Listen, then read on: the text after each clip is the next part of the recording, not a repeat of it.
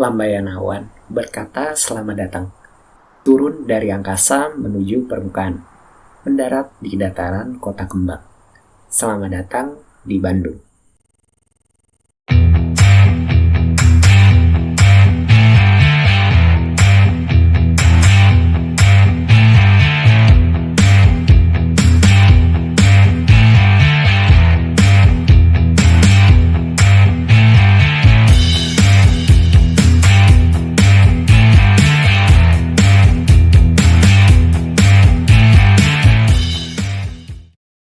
Pak Tata dan keluarga bertekad menabung beberapa bulan ke belakang guna bisa merasakan sensasi perjalanan seru ke daerah Bandung. Dan hari ini berhasil mereka wujudkan. Playlist berbagai destinasi sudah ada di genggaman mereka. Namun mereka harus menempuh perjalanan yang cukup jauh dan cukup melelahkan dari Semarang, dengan waktu tempuh 5 jam 38 menit via jalan tol. Siang hari, mereka telah tiba di kota Bandung. Dan hal pertama yang akan dilakukan adalah mengisi perut yang telah keroncongan. Pak Tata tahu tempat kuliner yang cocok untuk dikunjungi. Namanya mie kocok tulang sapi Mekarwangi. Makanan khas dari Bandung. Di Bandung, mie kocok menjadi satu sajian kuliner berkuah yang menghangatkan tubuh. Mie kocok merupakan kuliner mie dengan cita rasa kaldu sapi khas Bandung. Berbeda dengan mie kocok lainnya yang biasa dihidangkan dengan bakso, mie kocok tulang Mekarwangi disajikan dengan topping tulang sapi yang melimpah. Semangkuk penuh berisikan mie gepeng, toge, potongan kikil, tulang sapi, taburan daun bawang, bawang goreng, dan disiram dengan kuah kaldu pekat yang bercita rasa gurih dan menyegarkan. Kegiatan kedua yang mereka lakukan setelah puas mengisi perut dengan nikmatnya mie kocok adalah mencari tempat beristirahat.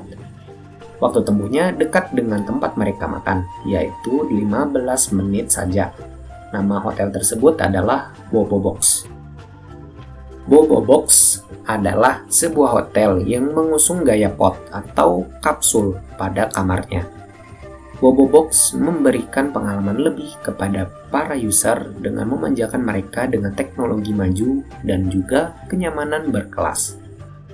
Di dalam Pots, mereka mendapatkan berbagai fasilitas yang disediakan pengelola, seperti meja, cermin, handuk, sikat gigi, air mineral, kasur, bantal, dan selimut. Tidak ketinggalan teknologi yang ada di dalam Pots, yaitu Pots Control, yang bisa membuat keluarga Tata mengontrol cahaya, mendengarkan musik relaksasi, bahkan juga ada speaker yang bisa disambungkan melalui Bluetooth. Setelah beristirahat, pada malam harinya adalah suatu kewajiban di Bandung untuk merasakan jajanan malamnya. Salah satu tempat yang terkenal adalah Cibadak Street Kuliner. Estimasinya 4 menit saja.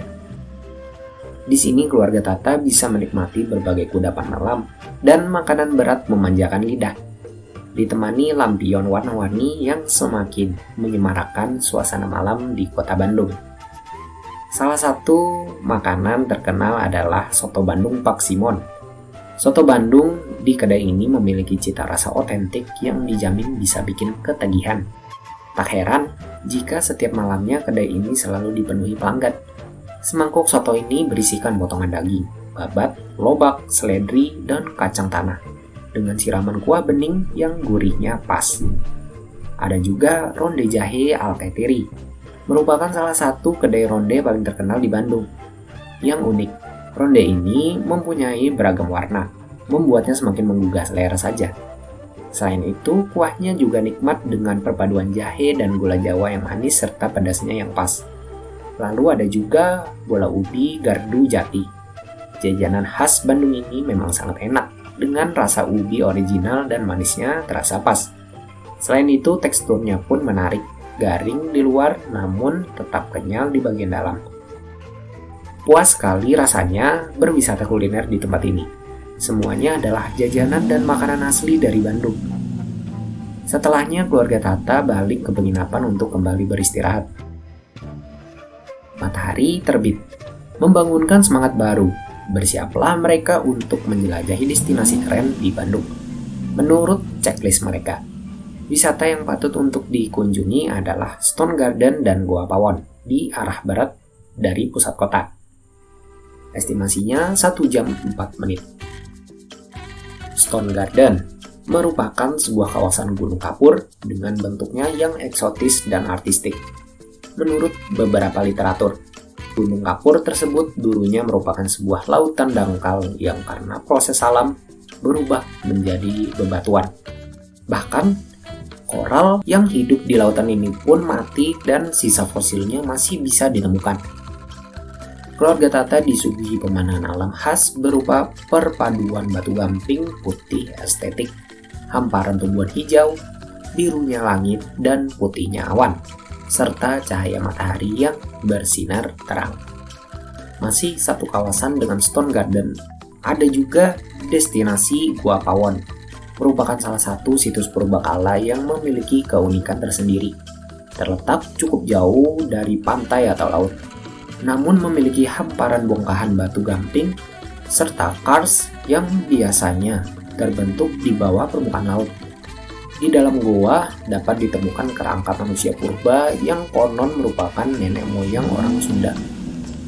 Setelah puas mengeksplor wisata sejarah Bandung, rute perjalanan selanjutnya masih berada di barat Bandung.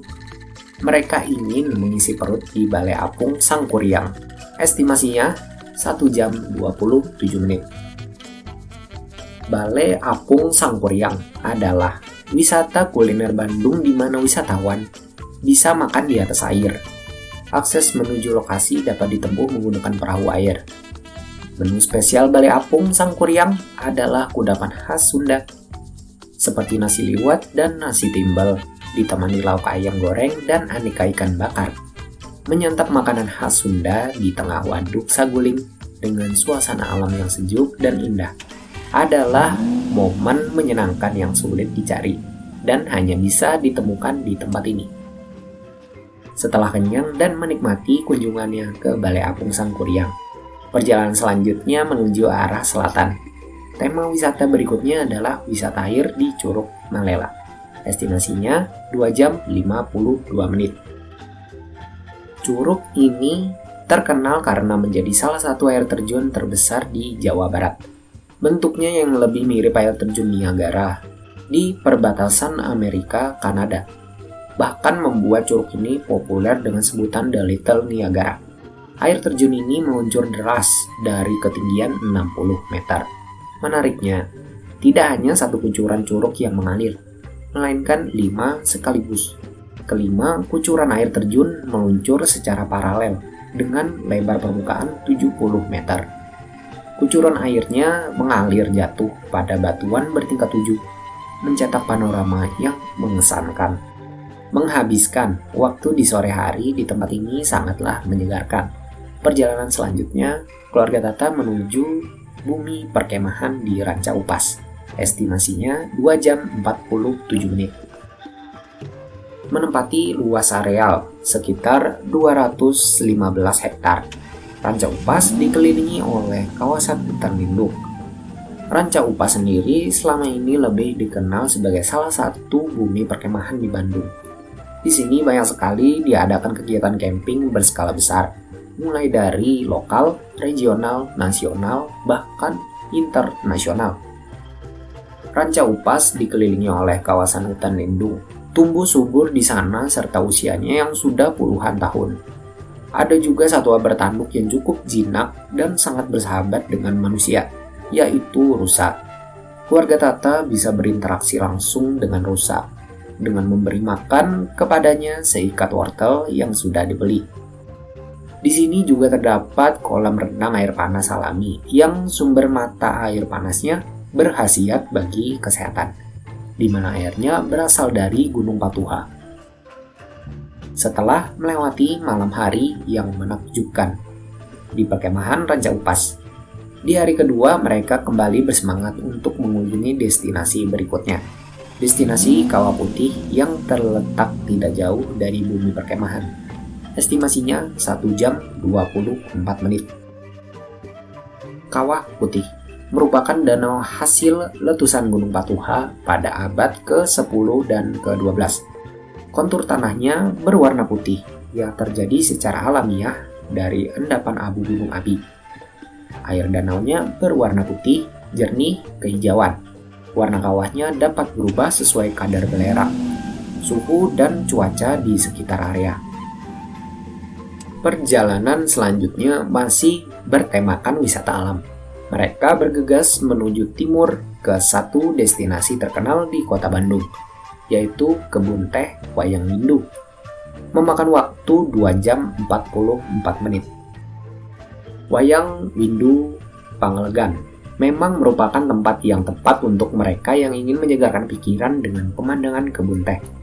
Seperti permadani hijau nan jauh di mata, memandangi dan juga ditemani hempasan semilir angin pegunungan yang menembus bulu kulit. Akan terasa nyaman berlama-lama di tempat ini. Tak cuma itu saja, keluarga Tata juga dibuat terkesima dengan pemandangan asap alami yang berasal dari kegiatan pabrik PLTU setempat yang menambah kesan estetik. Mereka juga bisa menikmati keindahan alam Wayang Windu dengan berjalan kaki, sehingga bisa berfotoria di sepanjang titian jalan kenangan yang ada di sekitar area tersebut. Destinasi selanjutnya adalah berbasah-basahan di daerah Ciwidey. Mereka berencana untuk melakukan river tubing di sana. Estimasi dari kebun teh adalah 1 jam 50 menit. River tubing Ciwidey adalah wahana wisata menyusuri sungai sepanjang 4,5 km dengan waktu tempuh 2 jam. Banyak hal yang dialami bersama-sama menyusuri sungai, mulai dari segarnya air sungai. Bebatuan di kanan kiri sungai selalu menyapa. Juga jeram mulai dari ketinggian 1 sampai 2,5 meter yang selalu menanti untuk dihadapi.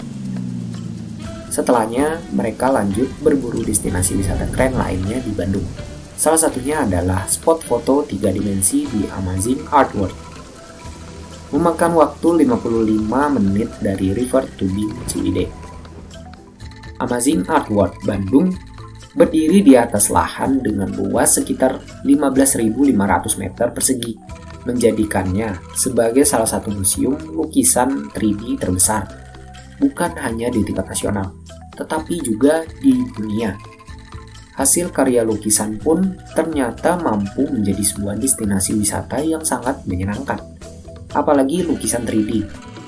Dengan ratusan spot foto 3D unik, dijamin ke tempat ini tidak akan sia-sia. Wisata selanjutnya yaitu bertemakan budaya. Terletak di pusat kota Bandung. Diarahkan setir mobil Pak Tata menuju Saung Angklung Ujo. Dari Amazing 3D Art, memakan waktu 34 menit. Banyak aktivitas edukatif yang bisa dilakukan di Saung Angklung Ujo. Kegiatan utamanya bertujuan mempopulerkan budaya Sunda serta alat musik angklung. Pertunjukan atraksi di destinasi ini seperti wayang golek, heleran, tari topeng, angklung orkestra, dan menari bersama. Atraksi yang paling seru adalah pengunjung akan diajak bermain angklung bersama oleh dirijen Saung Angklung Ujo. Nantinya setiap pengunjung akan dipinjamkan sebuah angklung untuk dimainkan dengan mengikuti aba-aba dari dirijen. Tidak terasa sudah di penghujung sore. Destinasi terakhir yang akan mereka kunjungi adalah sebuah tempat terkenal dengan kerajinan sepatunya, yaitu sentra sepatu di Cibaduyut. Estimasi dari Saung Angklung Ujo yaitu 33 menit. Tempat ini namanya mendunia dan populer sebagai salah satu sentra kerajinan tangan rumahan berbahan kulit dan produksi sepatu.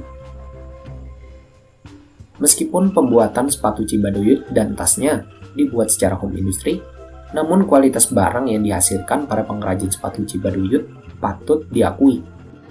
Harga sepatu Cibaduyut bervariasi tergantung jenisnya, model, merek, serta bahan pembuatannya.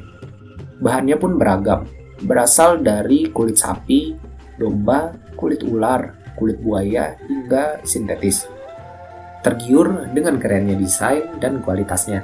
Keluarga Tata lantas membeli beberapa macam sepatu sebagai buah tangan dan tanda perpisahan mereka di kota Bandung. Berwisata di Bandung adalah salah satu perjalanan terbaik yang pernah dilakukan oleh keluarga Tata. Mulai dari wisata alam, kuliner, penginapan, kerajinan tangan, hingga budayanya membuat mereka berdecak kagum akan sajian atraksi di kota kembang. Suatu saat, mereka pasti ingin kembali lagi jika ada kesempatan. Terima kasih dan selamat tinggal, Bandung tercinta.